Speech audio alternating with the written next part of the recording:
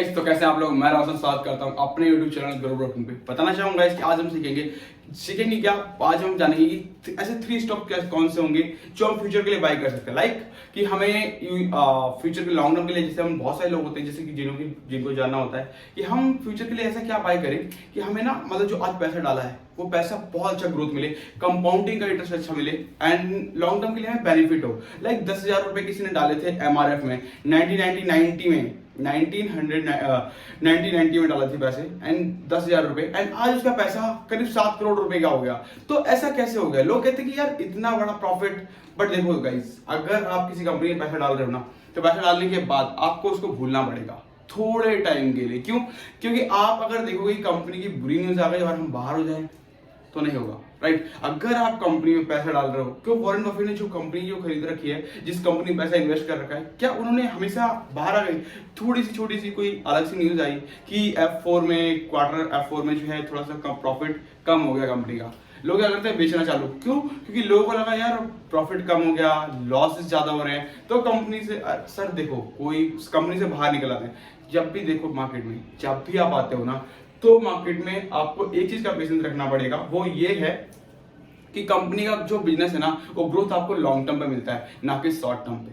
आप एक दुकान ओपन करते हो या फिर आप एक शॉप ओपन करते हो या फिर आपका कोई एक बिजनेस स्टार्ट करते हो, तो पहले दिन ही 1000 कस्टमर नहीं आते।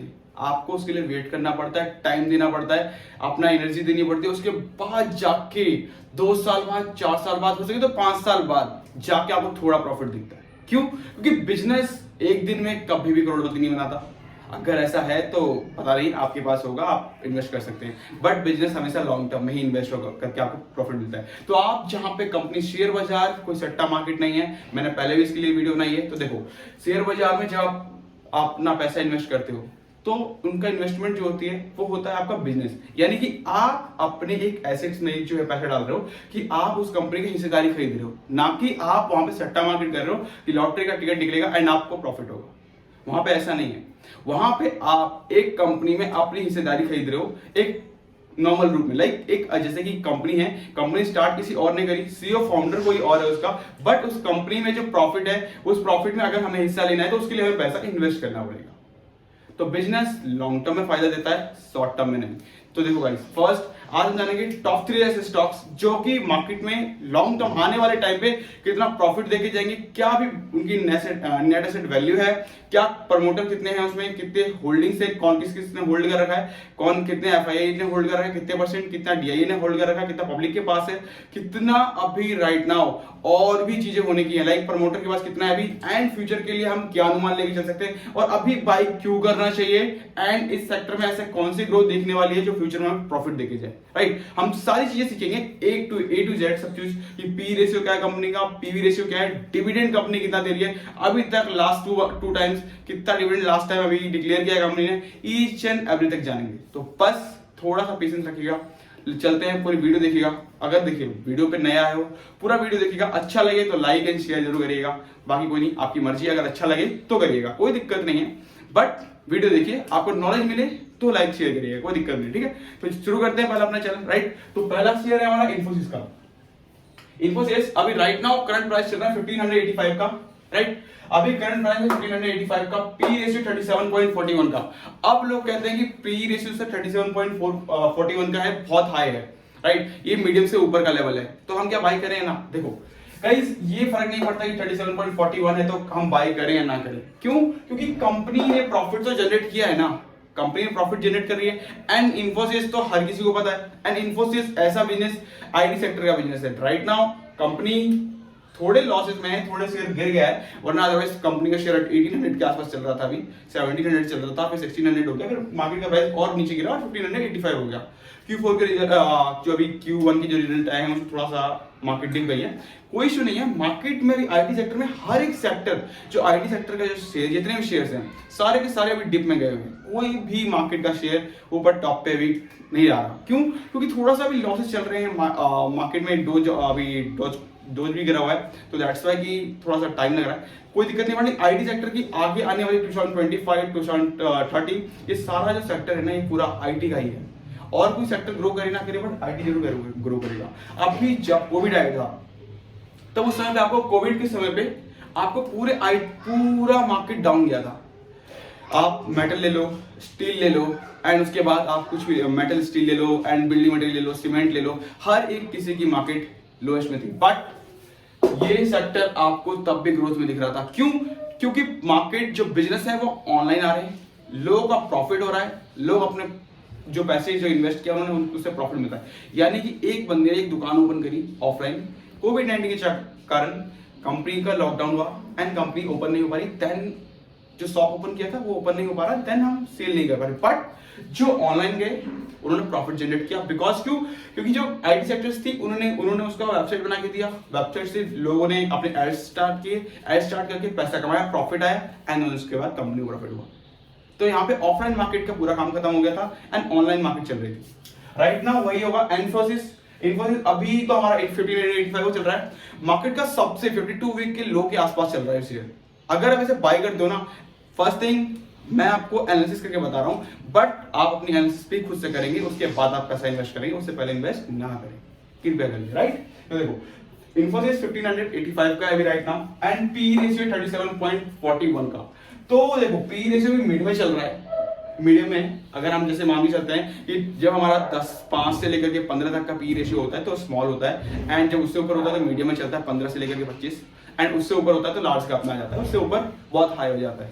ऐसा कहते हैं इन्वेस्टर्स, बट ऐसा नहीं है। बहुत सारे ऐसे शेयर्स भी हैं जिनकी पी रेशियो अभी बहुत ज्यादा है, बट कंपनी का प्रॉफिट अभी नहीं हो रहा। बट कंपनी का प्रॉफिट 1 साल बाद जब होता है तो कंपनी का शेयर अपने आप ही जो है उस समय पे आ जाता है। कंपनी का अभी प्रॉफिट कम है थोड़ा सा, तो शेयर प्राइस इतना है एंड अभी पी रेशियो इतना है, बट कंपनी ने आने वाले टाइम पे अगर उसका प्रॉफिट बढ़ जाता है, देन कंपनी का पी रेशियो अपने आप कम हो जाएगा। क्यों? क्योंकि कंपनी का जो प्राइस टू अर्निंग वैल्यू है ना, प्राइस टू अर्निंग रेशियो, वो बढ़ जाएगा।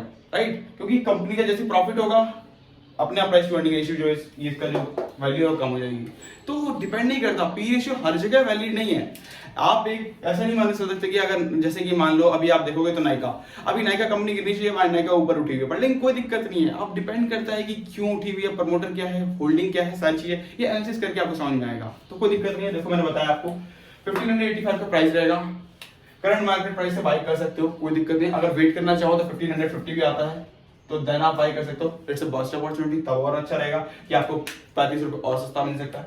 एंड पी 37.41 का है, करंट वैल्यू 52 वीक हाई गया है 40 का, एंड राइट नाउ जो लो गया है वो गया है 31 का। तो right now sorry P ratio भी करंट 31.41 का है, जो कि 52 वीक लो का है। मतलब 1 साल पहले के पी रेशियो जितना था उतना ही अभी करंट मार्केट चल रहा है, एंड सबसे लो भी उतना ही गया है, एंड हाई में अभी 40 तक हो गया है, तो उसके लिए कोई दिक्कत नहीं है। मार्केट का जो प्राइस बुक वैल्यू है, जो मैंने आपको बताया था पीवी रेशियो, जब मैंने आपको समझाया था तब मैंने आपको बताया था कि मार्केट का प्राइस बुक रेशियो कैसे निकालते हैं। पूरा वीडियो है, आप आई बटन में चेक कर लीजिएगा, मैं आपको लिंक डाल दूंगा, एंड वहां से आप उसको चेक करके देख सकते हैं कि प्राइस टू बुक रेशियो होता क्या है, प्राइस टू बुक रेशियो हम करते कैसे। देखो तो प्राइस टू बुक रेशियो 9.71% का है, राइट, 9 रुपए से 71 पैसे का। 52 वीक हाई गया है 11 रुपीज का, 52 वीक लो गया है 9 रुपए का। तो दैट्स व्हाई देखो अभी 52 वीक लो गया है, तो 52 वीक लो पे चल रहा है, तो मार्केट का करंट प्राइस सही होगा, आप ले सकते हो, कोई दिक्कत नहीं है। एंड डिविडेंड, कंपनी ने अभी तक 1.96% का डिविडेंड दिया है, ओके। एंड उसके बाद 31 मई 2022 का जो कंपनी ने जो भी डिविडेंड डिक्लेयर किया है लोगों के लिए 320% का, पर शेयर 16 रुपए, पर शेयर जितनी कंपनी के पास शेयर थे उसके हिसाब से पर शेयर 16 रुपए आपको डिविडेंड मिलेगा। यानी कि एक शेयर 1600 रुपए खरीद रखा था आपने, तो शेयर आपको जो है आपके खाते में 16 रुपए आपको डिविडेंड के रूप में देगी कंपनी, पर शेयर के साथ। अगर 100 शेयर है तो 1600 रुपए आपके अकाउंट में मिल जाएंगे। That's all. ये कंपनी का शेयर आपने नहीं बेची, होल्डिंग नहीं बेचा, बट कंपनी की तरफ से आपको बोनस एंड प्रॉफिट है। 26 अक्टूबर 2021 300% का जो है कंपनी ने डिविडेंड डिक्लेयर किया था, पर शेयर 15 रुपए पड़ा था।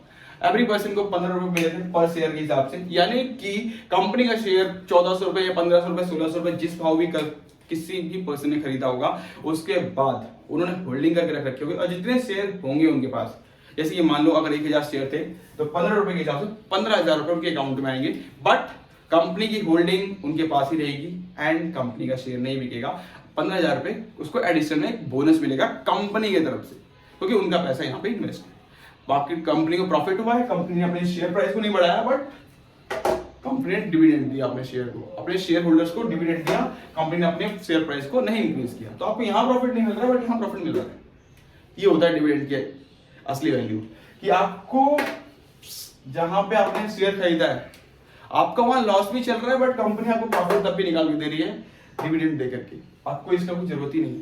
अगर ये इंक्रीज होगा तो होगा, जब होगा सब होगा, वो भी इंक्रीज होगा, बट आपको एक एडिशनल वैल्यू मिलती है जो कि डिविडेंड, उसको आप देख सकते हैं। इसके ऊपर वीडियो बनाने वाला हूं मैं, अभी आ जाएगी आज से कल में आपको भी एक डिविडेंड की वीडियो मिलेगी कि डिविडेंड कैसे निकालते हैं, क्या होता है, कैसे नेट एसेट वैल्यू मैनेज करते हैं, कैसे प्रॉफिट प्लस होता है, ईच एंड एवरीथिंग बताऊंगा सब कुछ। आओ देखो, तो बैलेंस शीट में आपका करंट वैल्यू जो है लायबिलिटीज अभी कंपनी के पास जो है वो है 24,976 का, ओके।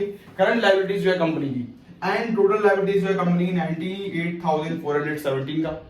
बट आप इसलिए ये सही है क्योंकि करंट लायबिलिटीज तो इतनी है, बट करंट एसेट वैल्यू जो है कंपनी की वो 52,437 की, एंड टोटल एसेट वैल्यू है 98,470 की। मतलब जितना कंपनी के पास लोन है, जितना कंपनी ने लोन ले रखा है अपने बिजनेस के लिए, उतनी कंपनी के पास एसेट वैल्यू है, तो कोई दिक्कत नहीं, कंपनी भी माइनस में तो नहीं है, राइट।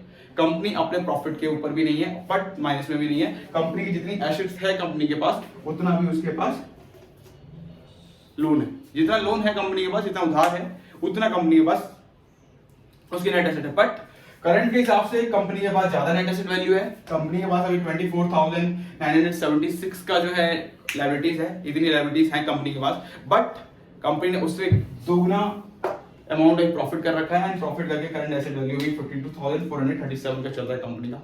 सो दैट्स व्हाई आप बाय कर सकते हैं। एंड उसके बाद होल्डिंग कंपनी की जो है वो एफआईआई ने 33.3% का बाइंग रेट है, मतलब एफआईआई की होल्डिंग है 33.31% का, ओके। एंड पब्लिक जो एक नॉर्मल जो हम लोग ग्रुप होते हैं पब्लिक, उस ग्रुप पे 20.65% का जो है इसका होल्डिंग है। एंड डीआईआई डोमेस्टिक इन्वेस्टर्स जो होते हैं, एलआईसी, यूटीआई, ये सारे जितने फंड होते हैं, इन्होंने 17.1% का होल्डिंग कर रखा है इसके ऊपर। प्रमोटर 13.11%, प्रमोटर के पास इसमें जो वैल्यू है वो 13.11% की, ओके। तो जो प्रमोटर होते हैं, जिस स्टॉक को कहते हैं ना, आपने ऑपरेटर ने उठा कर रखा है, मार्केट से ऊपर जा रहा है, उनके पास 30.11% का है। एफआईआई के पास 33.3% का है, पब्लिक के पास 20.65% का है, डीआईआई के पास 17.1% का है। देखो, आपको मैंने बता दिया कि कंपनी की नेट एसेट वैल्यू क्या थी, बैलेंस शीट में क्या प्रॉफिट है, राइट। बैलेंस शीट में लायबिलिटीज कितनी थी कंपनी के पास, करंट एसेट कितनी है आपके पास, प्लस आपको मैंने पी रेशियो बताया, कंपनी का पी वैल्यू बताया, डिविडेंड बताया।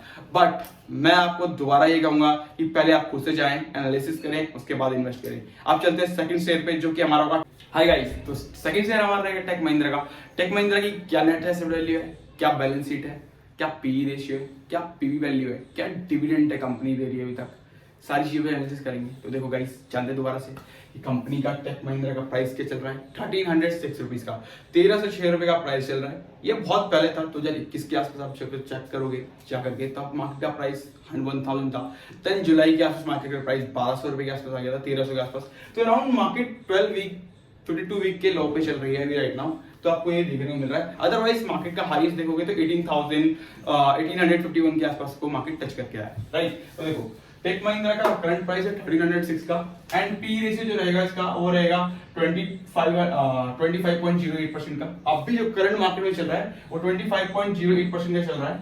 एंड 52 वीक हाई जो सबसे ज्यादा गया है पी रेशियो, वो 34 रह गया, 34 होके गया है, 34 हुआ है। एंड लो जो गया है वो 22 का गया है, तो सबसे ज्यादा लो जो गया है पी रेशियो वो 22 था। एंड अभी करंट वैल्यू 25 की है, तो ऑलमोस्ट आपको 52 वीक के आसपास ही मिल रहा है। तो आप ले सकते हैं, अपने एनालिसिस करने के बाद आप इन्वेस्ट कर सकते हैं अमाउंट। लॉन्ग टर्म के लिए इन्वेस्ट करें जब भी, क्योंकि जो बिजनेस होता है ना, जो कोई बिजनेस होता है जो हम स्टार्ट करते हैं, वो लॉन्ग टर्म में प्रॉफिट देता है। तो आप शॉर्ट टर्म देख के मत चलिए, लॉन्ग टर्म को लेकर चलिए। आईटी सेक्टर वो भी था, ये भी आईटी सेक्टर का शेयर है, तो ये भी अभी आपको हाई 24 है पी रेशियो, अभी करंट 25, मतलब 9% ऑलरेडी गिरा हुआ है मार्केट से। 1300 का शेयर वैल्यू है, करंट मार्केट प्राइस जो उसका जो अभी चलना चाहिए, ऐसे अगर मार्केट का ग्रोथ होती है एंड मार्केट में आईटी सेक्टर में बढ़ोतरी आती है, तो मार्केट का प्राइस जो है इसका 1800 का है करंट। आप जो उसका निकाल के देखोगे तो 52 वीक हाई ज़्यादा देर नहीं, मुश्किल जनवरी या फरवरी में ही करके आया वो पूरा कंप्लीट। तो 1800 रुपीज़ का प्राइस चल रहा था, तो ये बेस्ट है। उसके बाद पीवी रेशियो है अपना 4, right now currently price to book value जो है वो 4 चल रहा है। 52 वीक हाई 6.6 रुपीज 0.62 पैसे गए एंड लो गया 3 रुपीज 60 पैसे। ओके, डिविडेंड कंपनी 3.44% का डिक्लेयर कर दी है पूरा, जैसा कि उन्होंने अभी तक दिखाया है अपने उसमें। तो 2 नवंबर 2021 को कंपनी को 300% का जो पैसा था उसका 300% का पूरा उन्होंने डिविडेंड डिक्लेयर किया, जिसपे कि 15 रुपए पर शेयर जो होल्डर थे, जिसने होल्ड कर रखा था शेयर को, होल्डिंग इनके पास थी पोर्टफोलियो में, उनको 15 रुपए पर शेयर के हिसाब से उनको मिली।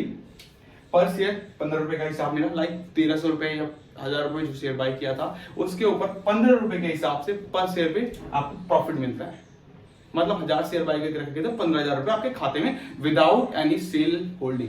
आप सेल होल्डिंग को सेल नहीं करते बट आपके पास प्रॉफिट हो जाता है कंपनी की तरफ से। इसको कहते हैं डिविडेंड का additional benefit for the company. ये कंपनी साइड से आपको एडिशनल बेनिफिट मिल रहा है, उसमें कोई आपको पैसा पे नहीं करना पड़ रहा है।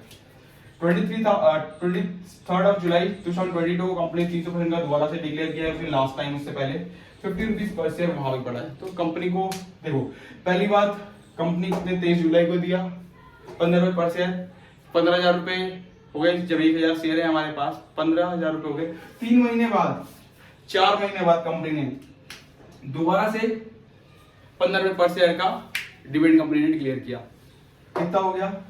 30,000 रुपए। कंपनी की होल्डिंग 1000 शेयर की थी हमारे पास। कंपनी का एक शेयर हमने इधर से उधर नहीं किया, कंपनी शेयर की कोई भी हमने बेचा भी नहीं। कंपनी का प्रॉफिट हमें 30,000 रुपए ऑलमोस्ट मिल चुका है विदाउट एनी शेयरिंग, राइट? कितना बड़ा प्रॉफिट है। सेकंड थिंग, ये है डिविडेंड की वैल्यू। असली वैल्यू जो होती है ना मार्केट में, हम कहते हैं डिविडेंड क्या मिलता है। डिविडेंड एक ऐसा एडिशनल वैल्यू मिलता है ना कि कंपनी जितने बार डिक्लेयर करेगी ना, कंपनी ने अपना प्राइस नहीं बढ़ाया बट कंपनी ने अपने होल्डर्स को बेनिफिट दिया, वहां डिविडेंड इंक्रीज होता है। ये कंपनी ने अपने यहाँ पे होल्डर्स को बढ़ाया, होल्डर्स को अपनी बेनिफिट दिए बट लेकिन अपने प्राइस को नहीं बढ़ाया। प्राइस तो अपने आप बढ़ रहा है, बढ़ जाएगा, इस वजह से पी रेशियो 25% का 25.08% का है। तो कोई इशू नहीं है, देखिए एंड इसका एनालिसिस करिए, उसके बाद इन्वेस्ट करिए पैसा। तो बैलेंस शीट है आपका, करंट जो लायबिलिटीज है हमारी 59,961.30 जो अभी करंट लायबिलिटीज है कंपनी के ऊपर, यानी कि कंपनी के ऊपर जो लोन चल रहा है। टोटल लायबिलिटीज देखेंगे तो 32,969.30 का है एंड एसेट वैल्यू अभी कंपनी का 20,020 रुपीज का है, राइट? तो दैट्स व्हाई थोड़ा सा कम है बट कम नहीं, करंट एसेट वैल्यू के हिसाब से तो मार्केट का प्राइस बिल्कुल सही है। मार्केट की करंट एसेट वैल्यू के हिसाब से तो मार्केट बहुत अच्छी है, क्योंकि लायबिलिटीज जो है करंट 5,961 रुपीज की बची है बट करंट 20,020 का जो है ऑलरेडी करंट एसेट वैल्यू है कंपनी के बाद। तो कंपनी ऑलरेडी 3 गुना प्रॉफिट में चल रही है, तो कोई इशू नहीं है। 4 गुना प्रॉफिट में कंपनी ऑलरेडी बुक है, तो आप इन्वेस्ट करो। करंट एसेट वैल्यू तो आपके है ही अभी अच्छी खासी, तो आप इन्वेस्ट कर सकते हैं लॉन्ग टर्म के लिए। एंड टोटल एसेट वैल्यू 32,969, यानी कि ऑलमोस्ट आसपास ही है।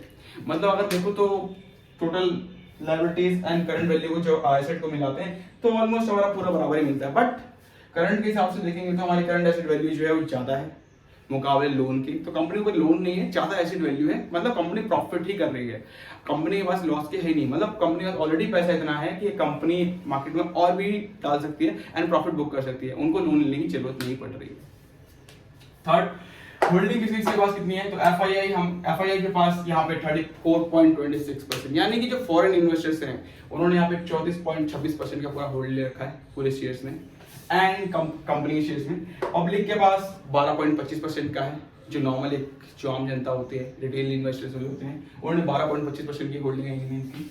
एंड डीआईआई जो डोमेस्टिक इन्वेस्टर्स होते हैं, मैंने आपको बताया LIC, UTI, ये जितने भी फंड्स होते हैं फंड रेजिंग कंपनी, इनका जो है 18.23% का होल्डिंग है इसमें। प्रमोटर जो होते हैं, जो शेयर को उठाते हैं नीचे गिलाते हैं, उनका 35.26% की होल्डिंग है। तो दैट्स व्हाई अच्छा खासा पोर्टफोलियो है इनका। तो पब्लिक का भी 12.25% का, बट प्रमोटर का भी बहुत अच्छा है, FII का भी बहुत अच्छा है, DII का भी बहुत अच्छा है। तो आप अच्छा सा बाई कर सकते हैं लॉन्ग टर्म के लिए। अभी 39 का मिला है ऑलमोस्ट। अगर टारगेट ही लेके चलोगे ना 3 मंथ्स, अगर डोज कॉइंस ऊपर थोड़ा ऊपर उठता है एंड IT सेक्टर में थोड़ी ग्रोथ मिलती है, कंपनी प्रॉफिट पक्का डन है, 1800 आपको ज़्यादा टाइम नहीं लगेगा, फिर 3 से 4 मंथ्स में आपको 1800 मिल जाएगा, मतलब 500 रुपये का प्रॉफिट तो आप नॉर्मल बुक कर सकते हो, ठीक है। तो कोई दिक्कत नहीं है, अपना एनालिसिस करिए हमेशा। एनालिसिस करने के बाद आपके मैंने आपके बहुत अच्छी डिटेल वीडियो लेके आया हूँ, P ratio, P value, dividend क्या दे रही कंपनी, बैलेंस शीट क्या है, एसेट वैल्यू क्या है, लायबिलिटीज क्या है, प्लस होल्डिंग कितनी है, और भी बहुत सारी चीजें थी, बट लेकिन इतना काफी है। एक नॉर्मल बंदा अगर इन्वेस्ट कर रहा है किसी कंपनी में, तो इतनी चीजें भी अगर उसे पता है ना, बहुत अच्छी इन्वेस्टमेंट डाल रहे हो। बट अब देखो, अब हम किसी शेयर पे इन्वेस्ट कर रहे हैं और वो ज्यादा हो जाता है तो वो बहुत डिफरेंट होता है, बट लेकिन इतना एनालिसिस है तो गुड है।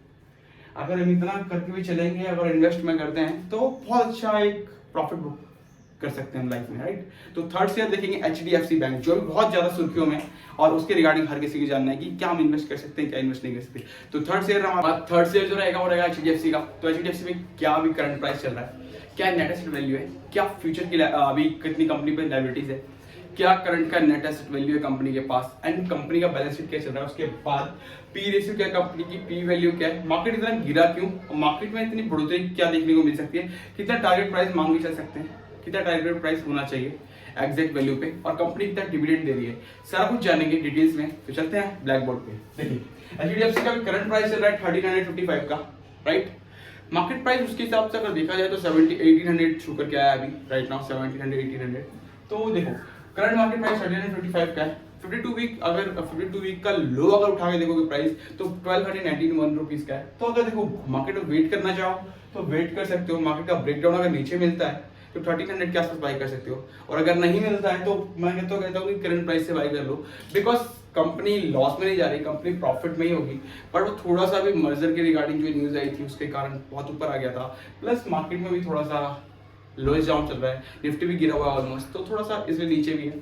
तो आपके लिए बेस्ट रहेगा कि आप इसको बाय कर सकते हैं लॉन्ग टर्म के लिए, क्योंकि बैंक है और अभी टॉप इंडिया का टॉप बैंक नंबर 1 में एक ही बैंक है जो कि सबसे नंबर 1 पे आता है इंडिया में। और अगर HDFC का और अगर HDFC हाउसिंग का और HDFC बैंक का दोनों का मर्जर होता है तो दुनिया की ऐसी तीसरी कंपनी बन जाएगी जो कि अभी इंडिया में जो कि 3rd नंबर पे आएगी। पहला TCS, 2nd नंबर पे रिलायंस एंड 3rd नंबर पे HDFC का नाम आएगा।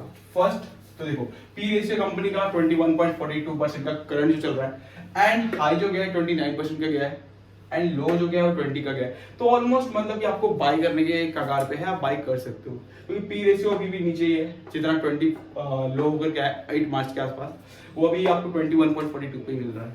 प्लस पीवी रेशियो जो है आपका 3.27 का है, 3.27 का पीवी रेशियो चल रहा है कंपनी का, जो प्राइस टू बुक वैल्यू होता है, एंड हाई जो गया 3.87 एंड लो गया 3.13। तो कुछ ज्यादा डिफरेंस नहीं आया, पर लेकिन हाँ अभी लो के हिसाब से थोड़ा सा कम है, तो आप बाय कर सकते हो। लॉन्ग टर्म के लिए इन्वेस्ट कर रहे हो तो पैसा आपको प्रॉफिट ही देता है। जब भी बिजनेस आप इन्वेस्ट करते हो तो बिजनेस 1 साल में इन्वेस्ट करने के बाद पैसा प्रॉफिट नहीं होता, लॉन्ग टर्म में मिलता है, 4 साल 5 साल 3 साल 2 साल, सही। बट हाँ इस कंपनी का डिविडेंड का जो क्राइटेरिया वो कम है, कंपनी डिविडेंड बहुत कम डिक्लेयर करती है। कंपनी का प्राइस जो होता है वो बढ़ जाता है, बट लेकिन कंपनी डिविडेंड बहुत कम देती है मुकाबले जो मैंने आपको 2 शेयर बताए। जैसे देखो डिविडेंड 0.46% का कंपनी देती है, उसके ऊपर भी 29 जून 2021 में कंपनी ने 650% का डिविडेंड दिया था, 650% का। देन पूरे शेयर होल्डर को, तो देन पर शेयर के होल्डर को पड़ा था 6 रुपीज 0.5 पैसा, यानी 6 रुपए पर पैसे आपको, मतलब अगर 1000 शेयर खरीदे तो 6000 रुपए आपकी वैल्यू मिलेगी आपको टोटल डिविडेंड का। बट 2020 में कंपनी ने कोई भी डिविडेंड नहीं दिया ड्यू टू कोविड-19, क्योंकि बैंक का शेयर है तो प्रॉफिट नहीं मिला, तो कंपनी ने डिविडेंड डिक्लेयर नहीं किया। 2019 का अगर आप देखोगे तो 250% का दिया था, 5 रुपए पर पर्सन को पड़ा था, जो भी शेयर होल्डर थे इनके, राइट। एंड बैलेंस शीट में देखोगे तो अभी अदर्स लायबिलिटीज 72,602 रुपीज 0.15 पैसे का है, एंड एसेट वैल्यू जो है उसकी 45,925.89% का, तो थोड़ा सा कम है मुकाबले सबके, तो दैट्स व्हाई की कोई बात नहीं। बट कंपनी में ऑलरेडी प्रॉफिट ही हो रहा है जनरेट, बट लेकिन एसेट वैल्यू थोड़ी सी कम है मुकाबले सारी चीजों के, तो कोई दिक्कत नहीं है, आप चेक करिएगा, अगर आपको अच्छा लगता है इन्वेस्ट कर सकते हैं। बट मार्केट में भी बहुत ज्यादा न्यूज में है, शेयर बहुत नीचे भी आ गया है, बट लेकिन बहुत नीचे यानी कि 52 वीक के लो के आसपास घूम रहा है, तो बाय करना इज द बेस्ट अपॉर्चुनिटी आपके लिए कि आप लॉन्ग टर्म के लिए, क्योंकि देखो बिजनेस मॉडल जिसका अच्छा है आप उसमें बाय करते हो ना तो अच्छा है। क्योंकि देखो HDFC के जितने भी जो ग्राहक है ना वो दूसरे बैंक में नहीं जाए, HDFC के पास ही है। प्लस HDFC वीजा कार्ड भी लॉन्च करने वाला है जो बंद हो चुका है अभी तक, अभी तक नहीं चल रही मार्केट में वीज़ा कार्ड, जो नहीं बना रही कंपनी। दोबारा से वीज़ा कार्ड का फैक्स आने वाला, और मार्केट में वीज़ा कार्ड अगर लॉन्च हुआ दोबारा से, ग्रोथ पक्का डेफिनेटली है। एसबीआई कार्ड इसीलिए ग्रोथ में था, क्यों? क्योंकि एचडीएफसी रुपए कार्ड नहीं बनाता और वो बनाते हैं। बट यहाँ पे जैसे अगर वीजा कार्ड आया तो वो थोड़ा लोएस्ट भी जाएगा, बट ये ग्रो करेगा, राइट। कंपनी के पास होल्डिंग एफआईआई के पास 35.61% का है, पब्लिक ने खरीद रखा है 13.89% का होल्ड, एंड उसके बाद डीआई के पास 24.72% का है। प्रमोटर जो आप हमें ऑपरेटर भी कहते हैं हम उन्हें, वो है उनके पास 25.78% का होल्ड उनके पास। तो अगर देखो, अगर अच्छा लगता है तो बाय कर लो, कोई दिक्कत नहीं है लॉन्ग टर्म के लिए, अगर आप लॉन्ग टर्म में इन्वेस्ट करते हो। Is a toppest number 1 bank है इंडिया की, एंड आने वाले टाइम पे और भी ग्रोथ हो सकती है, ऐसा मैं कह रहा हूँ। बट लेकिन ऐसा है, होगा या नहीं होगा इसका नहीं पता। बट ऐसा जो अभी net asset value and balance sheet के हिसाब से जो लग रहा है वो यही है कि कंपनी में ग्रोथ मिलेगी, क्योंकि ग्राहक अभी कहीं और नहीं जाने वाले, उनके ग्राहक उनके पास ही हैं। प्लस उन्होंने जो चीजें क्रेडिट कार्ड नहीं मिल रहा, उन्होंने डेबिट कार्ड में देना चालू कर दिया, तो लोग अभी भी उनके पास ही हैं। तो कोई दिक्कत नहीं है, आप देखिए, सर्च करिए, एनालिसिस करिए। मैंने 3 स्टॉक्स बताए आपको कि कौन से आप लॉन्ग टर्म के लिए बाय कर सकते हैं, क्या आपको ग्रोथ मिलेगी, राइट। और भी स्टॉक्स जानने हैं, और भी चीजें जाननी है, मैं आपके लिए ना एक और भी प्लेलिस्ट स्टार्ट करने वाला हूँ कि पर स्टॉक को बताऊंगा। हर एक स्टॉक, जितने भी स्टॉक्स मार्केट में है ना, टॉप लेवल लार्ज कैप का अलग, मिड कैप का अलग और स्मॉल कैप का अलग, हर किसी के ऊपर डिटेल वीडियो, बैलेंस शीट क्या है कंपनी की, डिविडेंड क्या है, पीवी रेशियो, पी वैल्यू और कंपनी का बैलेंस शीट क्या है, हर क्वार्टर में हर चीजों पे आपके लिए मैं लेके आऊंगा। बस सिर्फ आपकी एक मेहरबानी चाहिए होगी, आप सिर्फ लाइक करेंगे वीडियो को, अच्छा लगे तो, एंड लोगों से ज्यादा लोगों तक शेयर करेंगे, इसे सब्सक्राइबर बढ़े। That's all. ये आपका चैनल है, आपके लिए बना है। तो हर शेयर, जितने भी शेयर मार्केट में निफ्टी 50 में, मैं सारे शेयर के ऊपर वीडियो बनाऊंगा, और सारे शेयर में आपको होल्डिंग क्या है कंपनी की, बैलेंस शीट क्या है, एसेट वैल्यू क्या है, क्या आपको बाय करना चाहिए, क्या बाय नहीं करना चाहिए, एवरीथिंग बताऊंगा। अच्छा लगे तो वीडियो लाइक करिएगा, अगर नहीं किया अभी तक तो, अगर अच्छा लगा तो लाइक कर दीजिएगा। And thank you so much guys, love you. अगर यहाँ तक आए हैं तो डेफिनेटली आपको वीडियो अच्छी लगी होगी तो लाइक कर दीजिए जरूर, एंड सब्सक्राइब करिएगा चैनल को, पहली बार आए हैं वीडियो पे। तो thank you so much guys, and